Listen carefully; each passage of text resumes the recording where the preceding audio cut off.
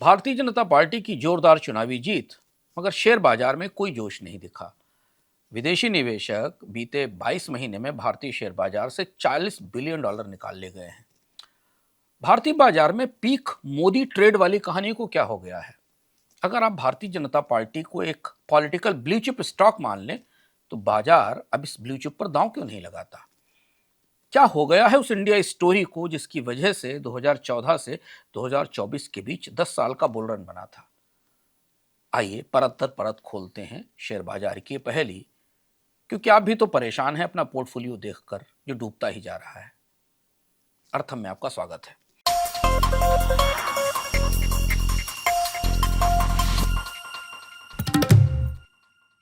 ये 1972 की बात है। एक निफ्टी 50 चर्चा में था। भारत वाला निफ्टी 50 नहीं, अमेरिका का। न्यूयॉर्क स्टॉक एक्सचेंज में 50 कंपनियों का एक समूह सबकी जुबान पर था। कंपनियां भी कौन सी? IBM, Coca Cola, Polaroid, Xerox, Avon products, Disney, McDonald's, Eastman Kodak, Johnson and Johnson और 41 और कंपनियां। वॉल स्ट्रीट ने इनको नाम दिया था निफ्टी 50। इनके बारे में वॉल स्ट्रीट का तर्क बहुत सीधा था।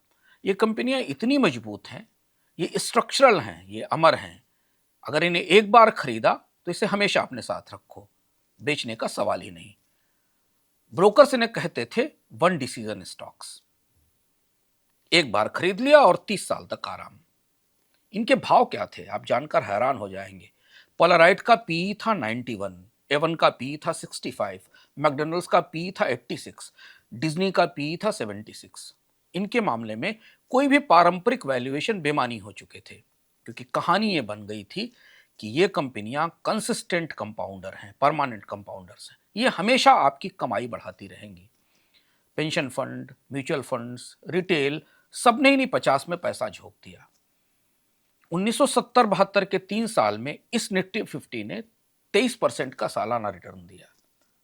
फिर 1973 आया, तेल का झटका हुआ, कच्चे तेल की कीमतें बढ़ी, महंगाई आई, ब्याज दरें ऊपर गई और एक एक करके ये परमानेंट कंपाउंडर टूटने लगे।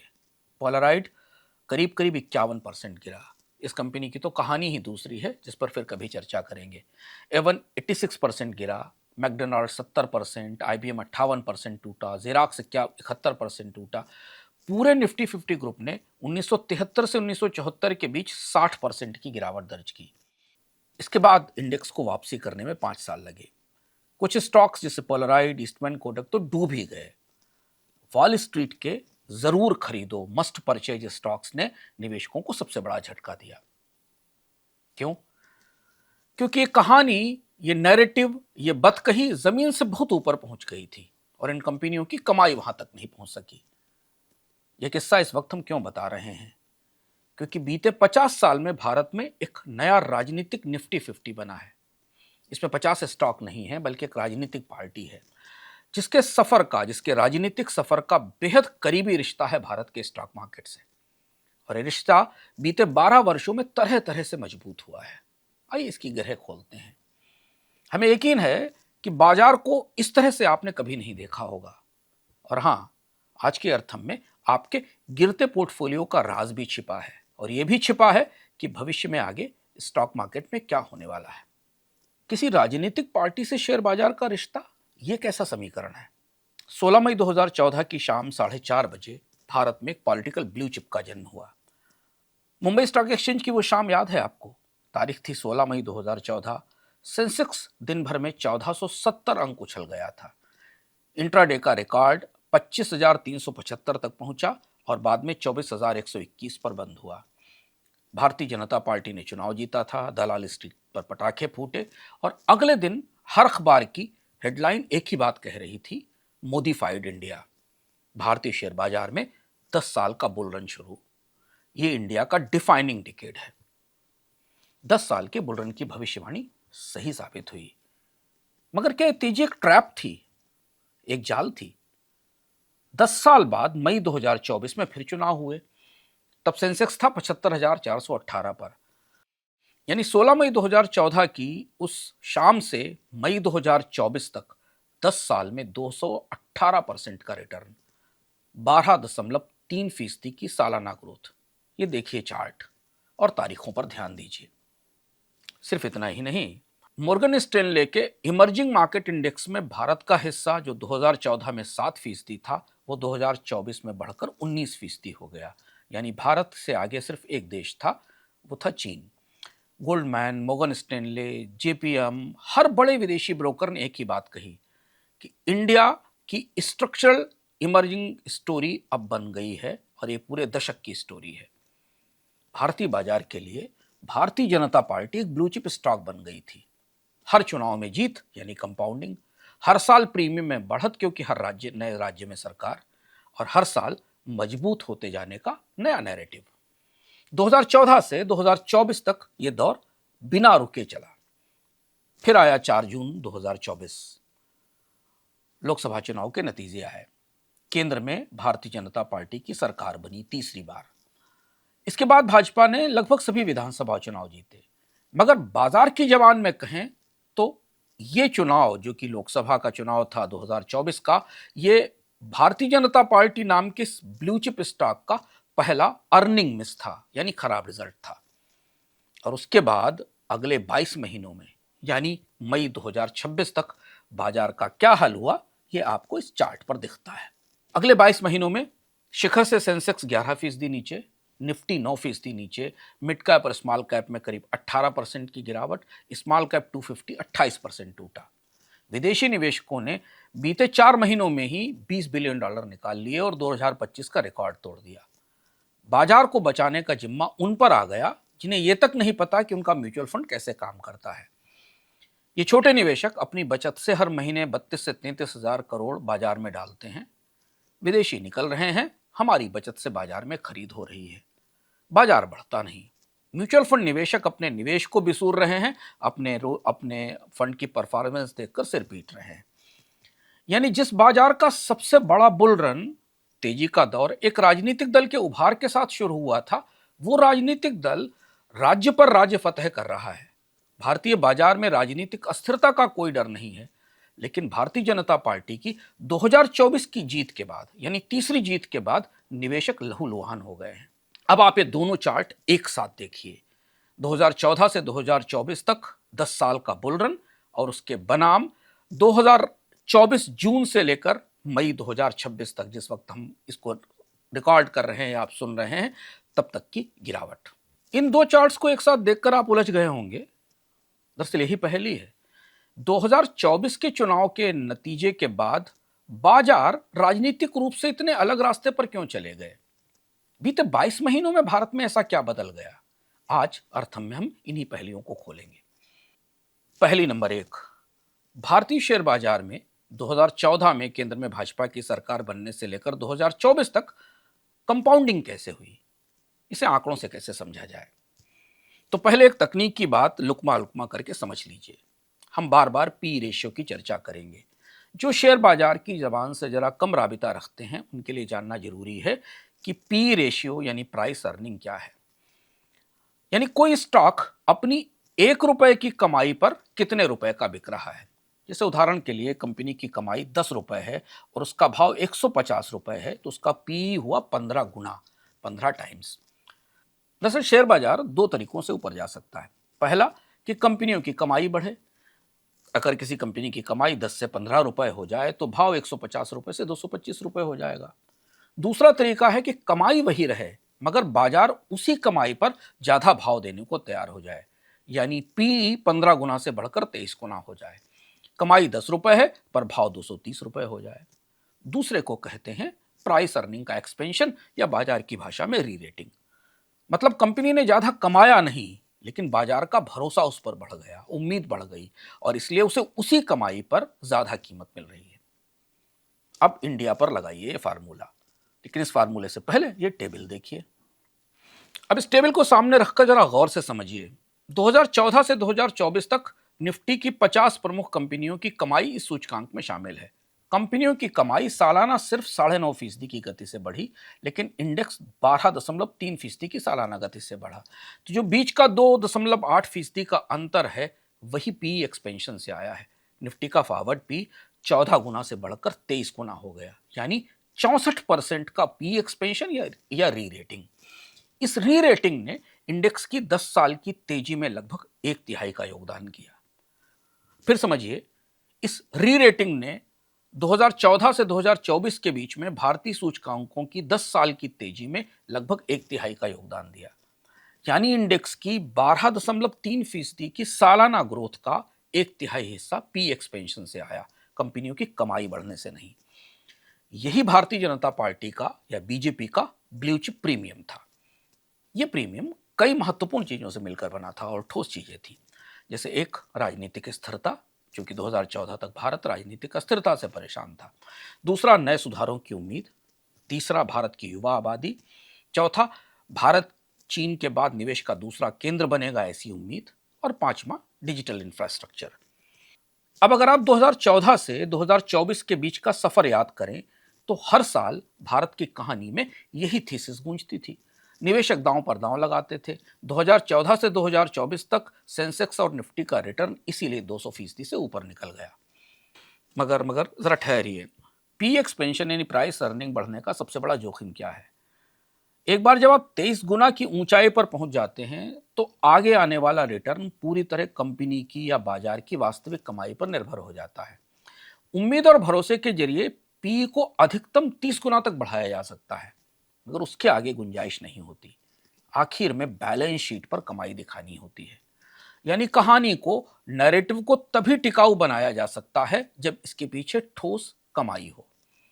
तो अगर हम बीजेपी को एक ब्लू चिप मान लें तो चुनाव या राजनीति में नहीं मगर बाजार के निवेशकों के लिए तो 2024 में जरूर कुछ बदल गया, जिसके कारण अगले 22 महीनों में, 2024 के बाद मई तक अगले 22 महीनों में पूरी इंडिया स्टोरी ही पिघल गई। जबकि भारतीय जनता पार्टी की चुनावी बैलेंस शीट लगातार मजबूत होती चली गई। अब दूसरी पहेली, 2014 से 2024 के बीच की तेजी तो समझ में आ गई, मगर ऐसा क्या हुआ बाजार 4 जून 2024 के बाद से ऐसे पलट क्यों गए? राजनीतिक लिहाज से देखें तो वो भारत के लिए एक ऐतिहासिक मोड़ था। पहली बार कोई गैर कांग्रेसी सरकार तीसरी बार चुनी गई थी। नेहरू के कार्यकाल को आजादी के शुरुआती दौर के तौर पर गिना जाता है। मुख्य धारा की राजनीति में किसी गैर कांग्रेसी पार्टी का इतने लंबे समय तक सत्ता में रहने का पहला उदाहरण था। तो हम बीजेपी को एक ब्लू चिप के मेटाफर में, रूपक में समझ रहे हैं। तो ये मानिए कि बाजार के लिए जून के चुनाव यानी नतीजे, यानी मोदी की तीसरी जीत दरअसल एक अर्निंग शॉक थी। 4 जून 2024 का दिन था। सुबह 8 बजे जब काउंटिंग शुरू हुई तो exit poll Bharatiya Janata party के लिए 400 पार का सपना दिखा रहे थे। मगर दोपहर 12 बजे तक तस्वीर बदल गई। शाम तक नतीजा साफ। बीजेपी अकेले 240 सीटों पर अटक गई। 2019 की 303 से करीब 63 कम। एनडीए जैसे तैसे 293 सीटें ला पाया। 240 सीट का मतलब अकेले बहुमत नहीं। पहली बार मोदी को चंद्रबाबू नायडू और नीतीश कुमार पर निर्भर रहना पड़ा। बाजार का जवाब बड़ा निर्मम था। उस दिन सेंसेक्स करीब करीब 6% गिरा। निफ्टी में भी 6% की गिरावट आई। मार्च 2020 को कोविड के क्रैश के बाद बाजार में यह गिरावट का सबसे बड़ा दिन था। एक दिन में $400 बिलियन डूब गए। मगर दिलचस्प बात यह नहीं थी कि बाजार कितना गिरा, दिलचस्प यह था कि बाजार में क्या क्या गिरा था, और यह समझना जरूरी है। पहले आप एक टेबल देखिए। 4 जून को 2024 को जो सेक्टोरल तबाही दिखी थी, एक दिन की गिरावट की तस्वीर क्या थी? पीएसयू इंडेक्स 16% नीचे। Defence stock HAL, BEL, BDL औसत 14% गिरे। अडानी ग्रुप की 10 लिस्टेड कंपनियां, उनका कंपोजिट गिरावट करीब 20%। पावर, कैपेक्स, इंफ्रास्ट्रक्चर सब में डबल डिजिट की गिरावट। एफएमसीजी, आईटी, फार्मा लगभग स्थिर रहे। तो बाजार का संदेश साफ था। स्टॉक मार्केट ने भारतीय जनता पार्टी को जो अकेले बहुमत वाला प्रीमियम दे रखा था, वो प्रीमियम पीएसयू, डिफेंस, कैपेक्स और इंफ्रा स्टॉक्स में दिख रहा था। ये प्रीमियम उठ गया तो आज तक नहीं लौटा। जुलाई 2024 के पहले बजट ने इस डाउट की, इस संदेह की पुष्टि की। इस बजट में कोई सुधार नहीं थे। रोजगार की स्कीमें थी, एमएसपी बढ़ाया गया था, वेलफेयर पॉलिटिक्स और पॉपुलिज्म की पॉलिटिक्स दिखाई दे रही थी। सरकार के पूंजीगत निवेश का लक्ष्य जो 2024 में 17% की ग्रोथ दिखा रहा था, 2025 के लिए घटकर 11% पर आ गया। नायडू और नीतीश की निर्भरता ने प्राइवेटाइजेशन को ठंडे बस्ते में डाल दिया। शेयर बाजार के लिए सिंगल पार्टी मेजॉरिटी वाला प्रीमियम अब निकल चुका था। हालांकि चुनाव नतीजों के बाद 2 हफ्तों में निफ्टी ने नई ऊंचाई बनाई, मगर भारतीय शेयर बाजार का भीतरी ढांचा बदल चुका था। 2014 से 2024 तक हुंकारने वाले बुल अब थकने लगे थे। अब तीसरी पहेली, 2024 के बाद भारतीय जनता पार्टी राज्यों में चुनाव दर चुनाव जीतती गई, मगर शेयर बाजारों ने इस जीत पर झूमना, थिरकना, नाचना क्यों छोड़ दिया? हर विधानसभा रिजल्ट को बाजारों ने उबासी लेकर टाल दिया। यह सबसे दिलचस्प बात है। बंगाल की बड़ी जीत की महक अभी हवा में है, तो इसे समझना जरूरी है कि शेयर बाजार पॉलिटिक्स को कैसे समझता है। 2014 के बाद पहले दशक में हर बड़ा राज्य चुनाव परिणाम सेंसेक्स को हफ्ते भर उछालता था। 2024 के बाद यह पैटर्न टूट गया। ऐसा क्यों हुआ?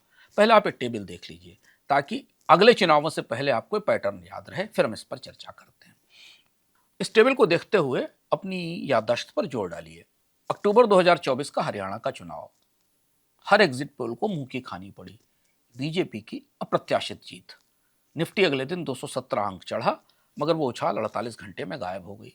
नवंबर 2024 महाराष्ट्र का चुनाव आया। बीजेपी की महायुति ने 288 में से 230 से ज्यादा सीटें जीती।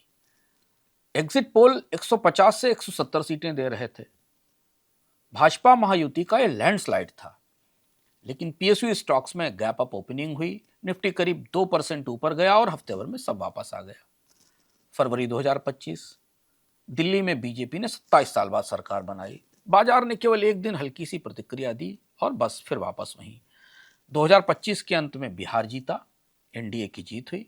बाजार उदासी और उबासी के मूड में रहा। और अब ताजा बंगाल और असम की जीत देख लीजिए।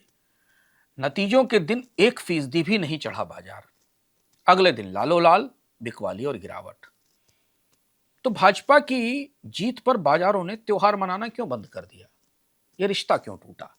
इसकी 3 वजह हैं। पहली और सीधी वजह, राज्य का चुनाव लोकसभा का अंक गणित नहीं बदलता, गठबंधन की मजबूरी वैसी ही रहती है। दूसरी वजह, राज्य सरकारें वो मैक्रो पॉलिसीज नहीं चलाती जिनसे बाजार को फर्क पड़ता है। टैक्स, ब्याज, कैपेक्स, विदेशी निवेश, ये सब केंद्र के हाथ में है। और तीसरी सबसे महत्वपूर्ण वजह, बड़ा मोदी मैंडेट, राज्यों में दोहरे इंजन वाली सरकारों का मॉडल कुछ ठोस कर नहीं पाया। 2019 में 303 सीटों वाले अकेले बहुमत के बावजूद कोई बड़े क्रांतिकारी सुधार नहीं हुए। यानी बाजार ने यह सीखा कि चुनाव की जीत अच्छी है, राजनीतिक है, लेकिन इससे सुधारों की गारंटी नहीं है। कंपनियों की कमाई बढ़ेगी, इसकी कोई गारंटी नहीं है। मांग और रोजगार मिलेंगे, ये चुनावों की जीत तय नहीं करती। अब चौथी पहेली, हम थोड़ा आंकड़ों के और भीतर धंसते हैं और भीतर उतरते हैं। राजनीतिक स्थिरता भरपूर थी। भारतीय राजनीति में इतना स्थिर दौर कभी नहीं रहा, मगर निवेशकों को लुभाने वाले और टिकाऊ बनाने वाले नतीजे क्यों नहीं आए? ये इस अर्थम का सबसे जरूरी विश्लेषण है, जिसे हर उस निवेशक को समझना चाहिए जिसका पैसा बाजार में लगा है और जिसे ये लगता है कि बाजार में बुल रन यहीं कहीं आसपास ठहरी है, बस उस कोने में है, आने ही वाली है। दरअसल 10 साल की राजनीतिक स्थिरता थी भारत के पास, भरोसेमंद नेतृत्व था, अप्रत्याशित जन समर्थन था, ग्रोथ के चमकदार आंकड़े भी थे, मगर शेयर बाजार को मजबूत रखने वाली डिलीवरी नहीं थी। 5 सबसे बड़ी विफलताएं जिनकी वजह से भारतीय जनता पार्टी राजनीतिक शिखर की तरफ बढ़ रही है और दूसरी तरफ शेयर बाजार में निवेशकों की बचत डूब रही है। इसे करीब से समझना जरूरी है। नारों और घोषणाओं से अलग ठोस बाजार की नजर से देखिए, जिसे बैलेंस शीट पर कमाई से मतलब है। हमें टेबल देखते हैं। अब इस टेबल में एक एक महत्वपूर्ण फैक्टर समझिए जिससे शेयर बाजार सीधे प्रभावित होता है, चुनाव के नतीजों में या विधानसभा में बहुमत से नहीं। पहला सच, पीएलआई स्कीम सफल नहीं हुई। सरकार ने 14 सेक्टर्स में करीब करीब 2 लाख करोड़ का आवंटन घोषित किया। मार्च 2026 तक केवल 30% पैसा बटा, निवेश ही नहीं आया। मोबाइल फोन मैन्युफैक्चरिंग जरूर बढ़ी, मगर ज़्यादातर असेंबली थी और इसमें भी वैल्यू एडिशन 12 से 15% पर ठिठक गया, अटक गया। यानी मैन्युफैक्चरिंग को बढ़ावा देने की योजनाएं परवान नहीं चढ़ी। दूसरा सच, राजनीतिक स्थिरता, भारतीय जनता पार्टी की बड़ी सफलताओं के बावजूद निजी कंपनियों ने भारत में कभी निवेश नहीं बढ़ाया। मोदी सरकार ने भरपूर रियायतें दी, लेकिन वास्तविकता यह थी कि अर्थव्यवस्था सरकारी कैपेक्स पर चलती रही। 2020 में सरकार का खर्च 3.4 लाख करोड़ का था, पूंजी खर्च, जो कि मुख्य रूप से मांग बढ़ाने में काम आता है। 2024 में यह 10 लाख करोड़ पर पहुंच गया, 2026 में 11 लाख करोड़ पर पहुंच गया। मगर निजी निवेश का आंकड़ा देखें तो 2017 के बाद से फ्लैट है, इसमें कोई बढ़ोतरी नहीं होती। बड़े बड़े मेले हुए, सरकार ने तमाम समिट किए गए, हर साल ये कहा गया कि इन्वेस्टमेंट के साइकिल का रिवाइवल आने वाला है। ब्रोकरेज ने रिपोर्ट रंग रंग कर निवेशकों को खूब भरमाया कि निजी निवेश तो अब आने वाला है, लेकिन ये अरमान कभी पूरा नहीं हुआ। तीसरी वजह, कंपनियों की कमाई ने रुला दिया। और यहां सबसे महत्वपूर्ण बात समझना जरूरी है कि अगर आपका पोर्टफोलियो ब्लीड कर रहा है, आपकी म्यूचुअल फंड रिटर्न नहीं दे रहे हैं, तो उसका सच यहां छिपा है। निफ्टी की कंपनियों की एग्रीगेट कमाई 2024 में, वित्त वर्ष 2024 में 20% बढ़ी थी। उस वक्त हर एनालिस्ट का यह सबसे पसंदीदा नैरेटिव था, सबसे ज्यादा सुनाई जाने वाली कहानी थी। लेकिन 2025 में कमाई बढ़ी केवल 5.7%। 2026 के अनुमान जो 16% तक थे, घटते घटते 8-9% पर आ गए हैं। यानी कंपनियों की असली कमाई के आकलन लगातार घटते रहे, जबकि वैल्यूएशन पर प्रीमियम बना हुआ था। चौथी बात, बैंक भारतीय शेयर बाजार के में तेजी को लीड करते हैं, सबसे बड़े कंपाउंडर हैं। लेकिन 2022-23 में ये तेजी की कहानी थम गई। एचडीएफसी बैंक को देख लीजिए, मर्जर के बाद 4 साल से फ्लैट है। कोटक अंडर परफॉर्म कर रहा है। मझोले एनबीएफसीज में क्रेडिट साइकिल खराब हो गया। आरबीआई ने अक्टूबर 2024 में अनसिक्योर्ड लोन पर सख्ती की, बैंकों को झटका लगा, एनबीएफसी को झटका लगा। बाजार के निवेशकों को पता है कि बैंक और वित्तीय संस्थाएं कंपाउंडिंग इंडिया की थ्योरी का आधार स्तंभ है, और अब वो खुद बोझ बन गए थे। पांचवी बात, 2017 में जीएसटी के बाद कोई बड़ा ढांचागत सुधार नहीं हुआ। लेबर कोड लागू होने में 2026 आ गया। जमीन अधिग्रहण का कानून ठप हो गया। प्राइवेटाइजेशन की सूची जो 2022-23 में 30 पीएसयूज तक थी, अब सिकुड़कर 4 पर आ गई है। तो हर तिमाही एक सुधार वाला जो दावा था, जो वादा था, यह कहानी चुपचाप दफन हो गई। तो अगर आप निवेशक हैं तो इस सूत्र जरूर पकड़िए।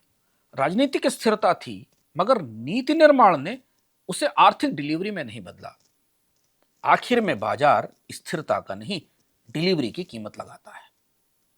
अब पांचवी पहेली, विदेशी निवेशक भारत के इमर्जिंग मार्केट को प्रीमियम मानते थे, अचानक भारत अंडरवेट तक कैसे पहुंच गया? आगे बढ़ने से पहले यहां कुछ परिभाषाएं समझने जैसी हैं। पहली बात कि मोर्गन स्टैनले का इमर्जिंग मार्केट वेटेज क्या है? दरअसल मोर्गन स्टैनले का इमर्जिंग मार्केट इंडेक्स दुनिया भर में विदेशी निवेशकों का सबसे बड़ा बेंचमार्क है। हर देश का जो भार या हिस्सा इस इंडेक्स में होता है, उतना ही हिस्सा या उतना ही निवेश ग्लोबल फंड्स उस देश में करते हैं। ये किस्म से ऑटोमेटिक है। यानी अगर भारत का वेट 19% है, तो दुनिया भर के फंड $4 ट्रिलियन के अपने कुल कोष का, इमर्जिंग मार्केट पोर्टफोलियो का 19% हिस्सा भारत में डालेंगे। इन दोनों टेबल्स को एक साथ देखिए और आंकड़ों को समझिए, पकड़िए। 2024 के आम चुनाव के वक्त मोर्गन स्टैनले के इमर्जिंग मार्केट इंडेक्स में भारत का हिस्सा 19% पर था। यह ऐतिहासिक ऊंचाई थी। मार्च 2026 में यह घटकर 15.8% पर आ गया। मोर्गन स्टैनले ने मई 2026 के रीबैलेंस में भारत का वेट करीब 2 से 2.5% काटा, और इससे करीब 20 से $25 बिलियन निकलने की और संभावना बन गई। अगर आप विदेशी पोर्टफोलियो निवेश के आंकड़े देखें तो वो डराते हैं। कैलेंडर वर्ष 2024 में करीब 1.21 लाख करोड़ की बिकवाली हुई। कैलेंडर वर्ष 2024 में 2 लाख करोड़ की बिकवाली हुई। कैलेंडर वर्ष 2026 में अप्रैल के अंत तक $20 बिलियन यानी करीब 1.92 लाख करोड़ रुपए निकल गए। 4 महीनों ने पिछले पूरे साल का रिकॉर्ड तोड़ दिया। अकेले अप्रैल में विदेशी निवेशकों ने 60,000 करोड़ की बिकवाली की। सबसे ज्यादा मार कहां पड़ी? फिनेंशियल्स पर, वही बैंकिंग स्टॉक्स पर जो भारतीय बाजार को लीड करते थे। यहां से 79,000 करोड़ की निकासी हुई। आईटी से 22,000 करोड़ की निकासी हुई। क्यों भागे विदेशी निवेशक? इसकी 4 ओवरलैपिंग वजह हैं जिन्हें समझना जरूरी है। पहली वजह यह है कि सितंबर 2024 में चीन में एक तेज रैली बनी। चीन के स्टॉक मार्केट में पॉलिट ब्यूरो ने और चीन के केंद्रीय बैंक ने एक साथ अर्थव्यवस्था में भारी पैसा डाला। हैंग सेंग सीएसआई एक सप्ताह में 20% तेज हुआ। 2024 की चौथी तिमाही में $40 बिलियन से ज्यादा का निवेश चीन में गया, और ये भारत से निकल कर गया था।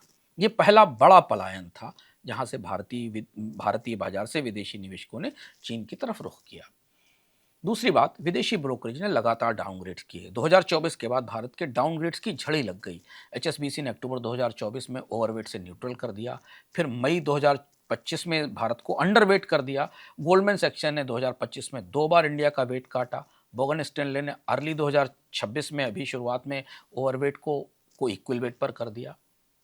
कारण क्या? विदेशी निवेशक क्या देख रहे हैं? वही बात, कंपनियों की कमाई कमजोर है और वैल्यूएशन ऊंचे हैं।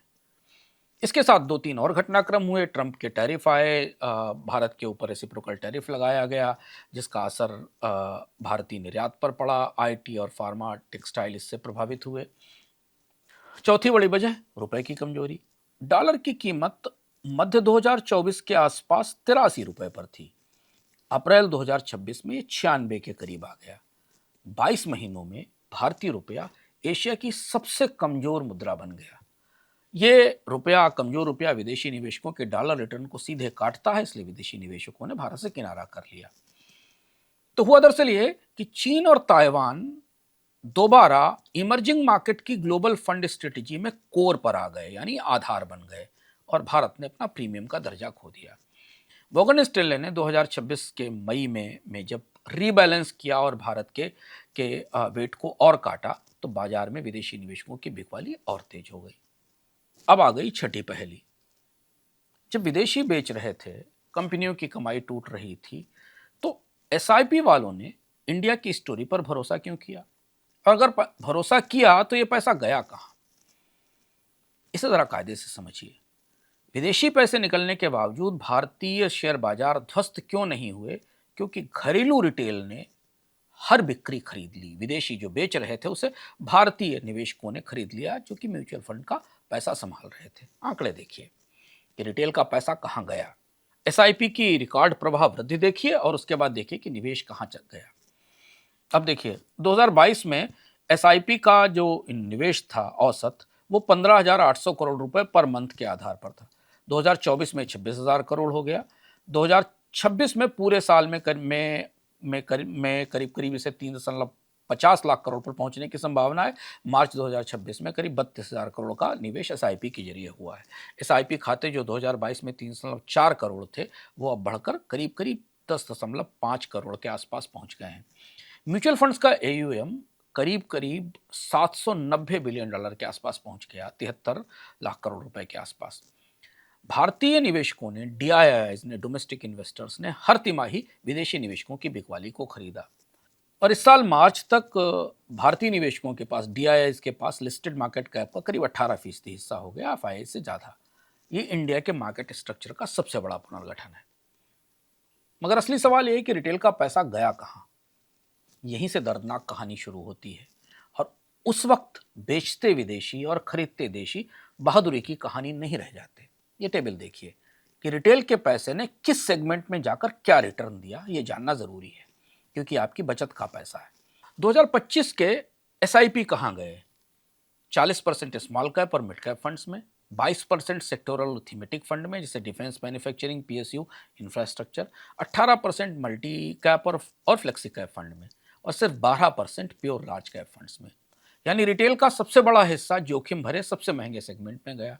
और रिटर्न देखिए, सितंबर 2024 के शिखर से अप्रैल 2026 तक Nifty -13%, Nifty mid cap -18%, Nifty small cap -28%, Nifty PSU -32% और डिफेंस निफ्टी -42%। यानी जिस सेगमेंट में छोटे निवेशकों ने सबसे आधा पैसा लगाया, वहीं सबसे आधा मार पड़ी। और सबसे दर्दनाक कहानी तो एफ&ओ की है, फ्यूचर ऑप्शन वालों की। सेबी ने बताया ही था पिछले साल अपनी रिपोर्ट में कि 2024 में 93% रिटेल एफ&ओ ट्रेडर ने पैसा कमाया। 3 साल का एग्रीगेट नुकसान करीब करीब 1.8 लाख करोड़ रुपए है। सेबी ने 2025 में फिन इन्फ्लुएंसर पर सख्ती की, एफ&ओ के लिए लॉट के साइजेस बढ़ाए, लेकिन जो 5 साल तक रिटेल निवेश की दीवानगी थी, उसका बिल तो फट ही चुका था। अब 7वीं पहेली। भारत की पुरानी ब्लू चिप कंपनियों ने राजनीतिक स्थिरता के इस सबसे अनोखे दौर के बीच अपनी चमक क्यों खो दी? दरअसल इंडेक्स के स्तर पर नुकसान 13% दिखता है, लेकिन अगर स्टॉक के आधार पर देखें तो सबसे बड़ी मार ब्लू चिप पर पड़ी। वे बड़े नाम जो सबके पोर्टफोलियो में थे, उन्हीं ने सबसे ज्यादा नुकसान पहुंचाया। रिलायंस इंडस्ट्रीज मार्च 2024 से अप्रैल 26 तक फ्लैट, सपाट या टूट गया।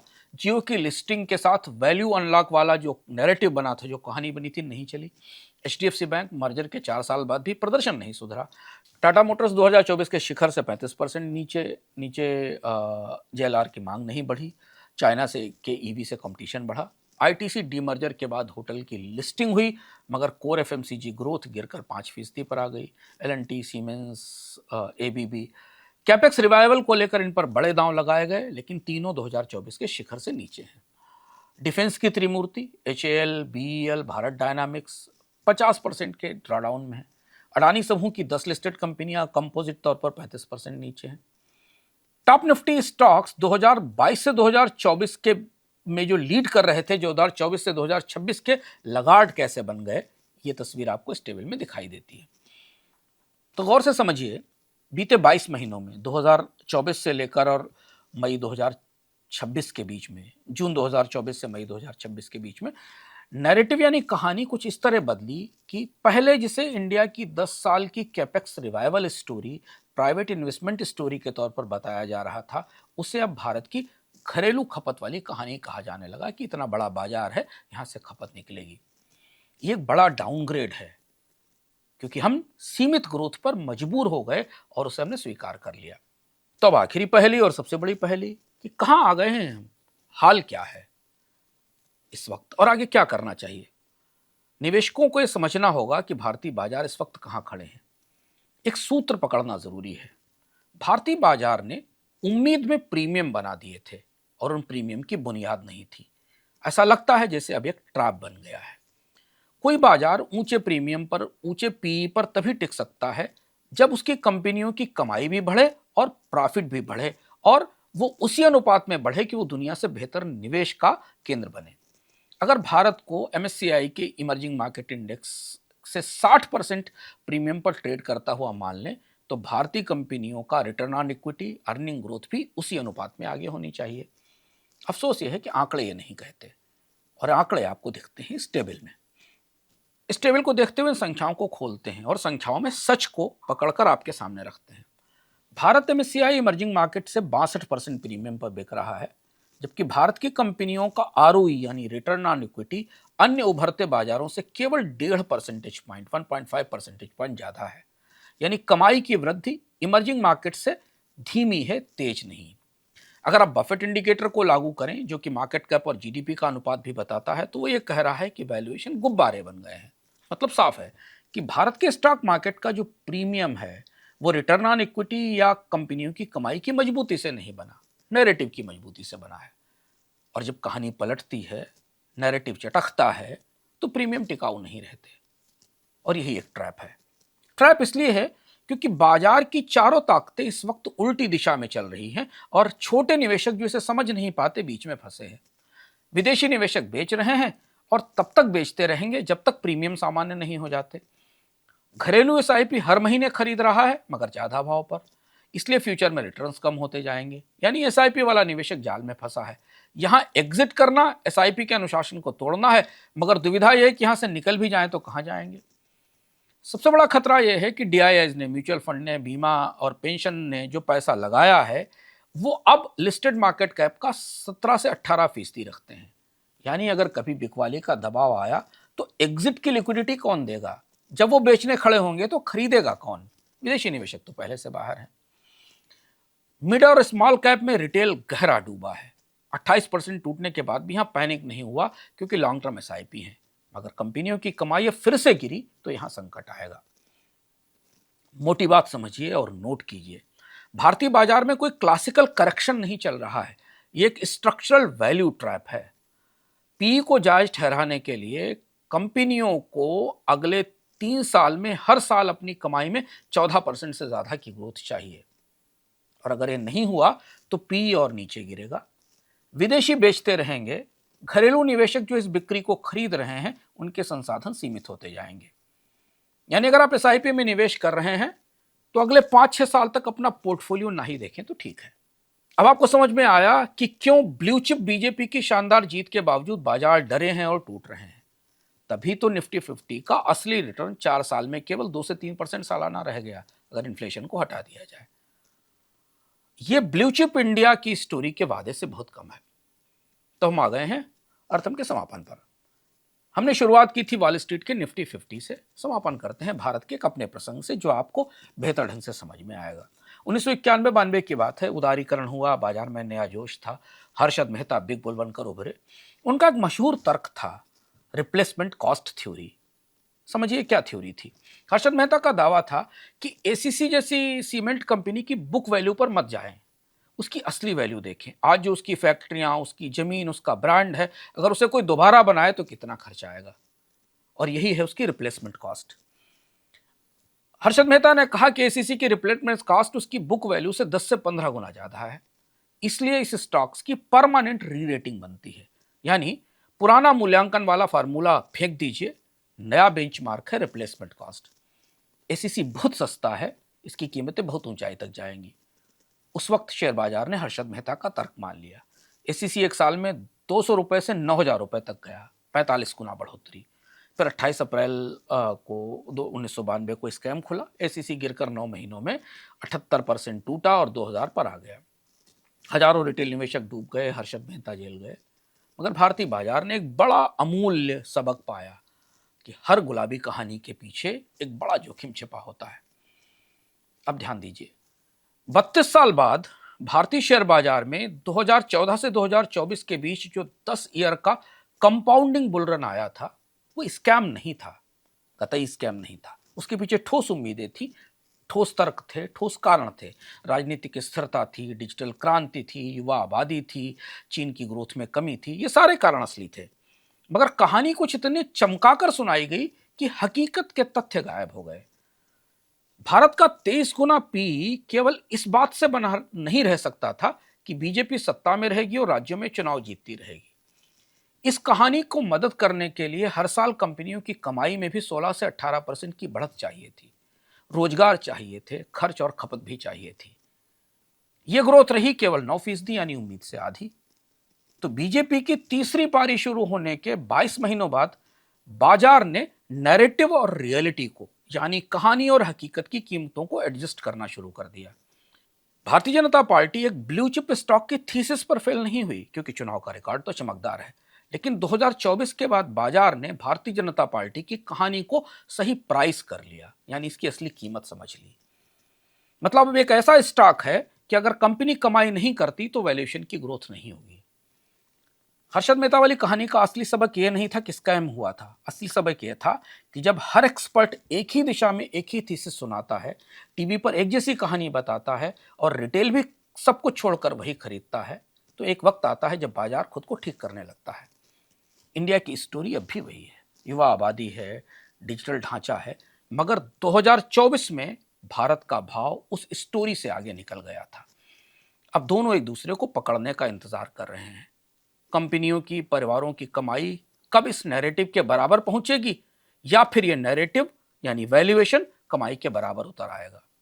तो जब तक ये गड्ढा नहीं भरता, आपकी स्क्रीन पर लाल हरा दिखता रहेगा, मगर कंपाउंडिंग का जादू वैसा नहीं रहेगा जैसा 2014 से 2024 में था। हर्षद मेहता ने 1992 में हमें सिखाया था कि बाजार माफ कर देता है लेकिन प्रीमियम वसूल लेता है। भारत की 2024 से 2026 की कहानी इसी किताब का एक नया अध्याय है। बाकी आप समझदार हैं, फिंगर्स क्रॉस्ड, निगाह रखिएगा, जुड़े रहिए, प्रतिक्रिया करिए। फिर मिलेंगे अगले अर्थम में। यदि आप रोजमर्रा की खबरों में क्या का क्यों जानना चाहते हैं तो द वाई फैक्टर को फॉलो करिए, बोनस का ऐप डाउनलोड करिए, मुझसे इंस्टाग्राम पर जुड़िए। इतिहास के किस्सों के लिए, किताबों के किस्सों के लिए इंस्टाग्राम पर जुड़िए बुकनो और टाइम मशीन से। और हाँ, प्रति सप्ताह पूरी दुनिया की घटनाओं का असर आपके पोर्टफोलियो तक कैसे आ रहा है, बॉन्ड तक, तेल तक, कमोडिटी तक, स्टॉक्स तक, इसे जानना चाहते हैं तो लिंक्डइन पर मेरे साथ जुड़िए पॉलिसी एंड पोर्टफोलियो में।